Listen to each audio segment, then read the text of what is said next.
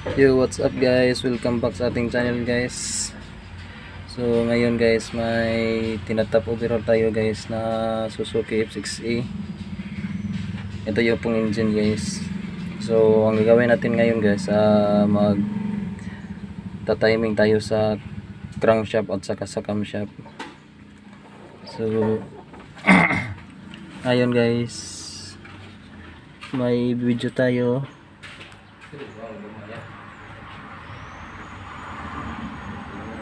Okay, bibidyo tayo sa timing.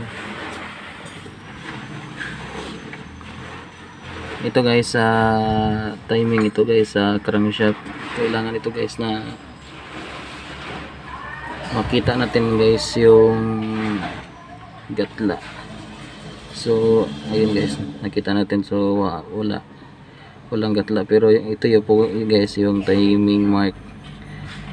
Ito po ang timing mark nakita natin. So paikutin natin yung crankshaft pulley guys para ano sa timing ma-center.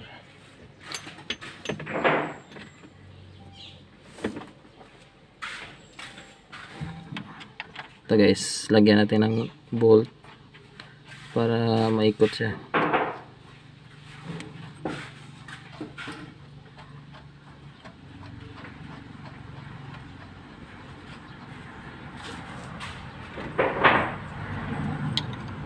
Paikutin natin guys para sa makuha natin ang tapping center guys ng pulley.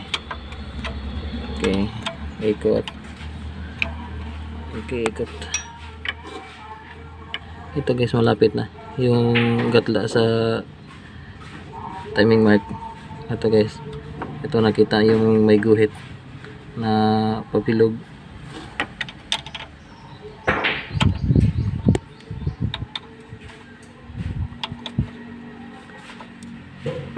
Oops. Ito guys, tatama na din sa okay.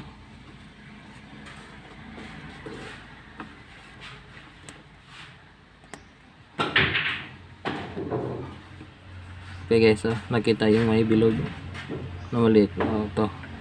Ito po yun guys, ang gatla ng timing mark, timing sa crankshaft. Ito.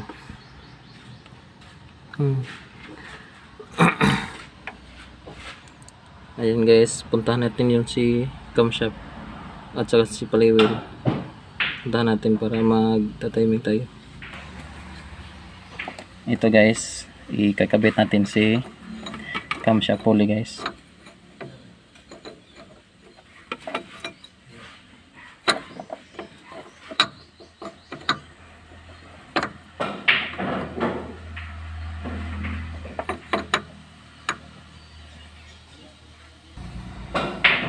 Ito guys, nakita natin yung camshaft pulley. So ito po yung guhit guys sa timing mark niya. Ito nakita natin na may diamond shape guys. So kailangan natin na paikutin natin yung camshaft pulley guys, kaya hindi pa siya nata-timing. Kita yung malayo pa ang timing mark. Ito guys, paikutin natin.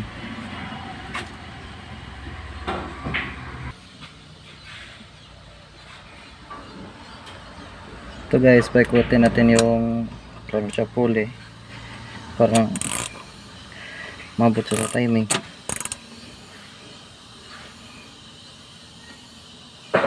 Oops, layo pa.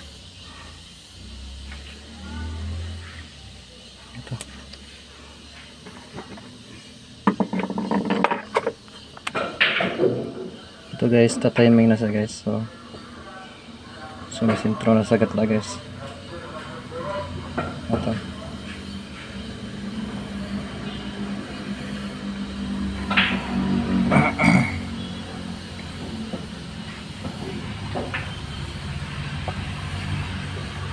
Dongeng. Marito. Oh, kini sa mamaor ko siya gyapon motor. Pero lahi ang kuan. Kini sa nga timing. Kini sa nga timing, mo na siya timing sa flywheel. Nya gani nga gatla. Sintro ra siyang CDI. Sa iyang crankshaft. Sa iyang camshaft, sintro sa camshaft. Kini siya nga gatla pod. Mao po na siya. Kini siya nga gatla kinahanglan masud ka ari nga guide nga timing mark. Kay mao na siya timing sa CDI nya kuan ang CDI pod kinahanglan maka-timing ka sa uno kay kini may timing sa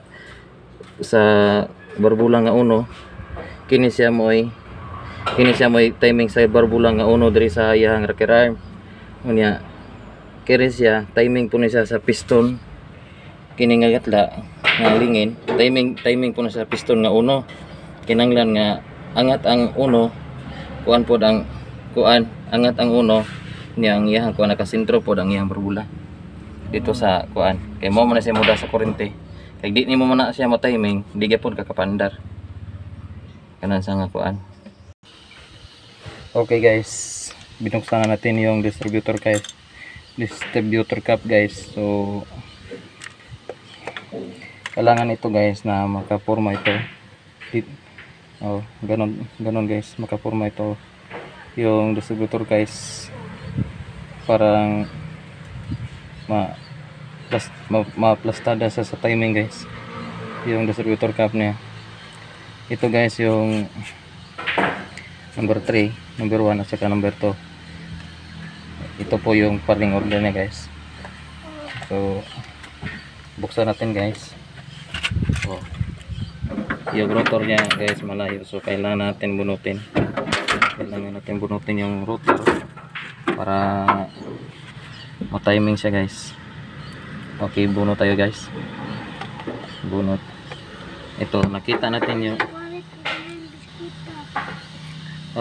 nakita natin yung guys yung timing mark. Ito, nakita na to yung pinakagatla. Tapos yung letter T, ito po yung timing sa crankshaft, timing number 1 sa piston number 1. Ito yeah. And then guys, ito yung guide guys. Kinahanglan makatutok dito guys sa number 1 na valve, makatutok dito po guys sa piston number 1. Ito guys, mag-timing tayo guys. Binunot na tayo. Ito ito guys, ito nakita natin guys yung gatla. So ito pong guide guys, ito nakita natin guys. So yung ito guys yung timing number 1 guys sa biscuit pa. Ito sa rotor number 1 guys, ito guys. Ito nakita nyo. Ganun talaga guys. Shout out guys sa mga subscriber natin. Maraming salamat po. At saka yung bagong mechanic natin na ating di-training na si Ing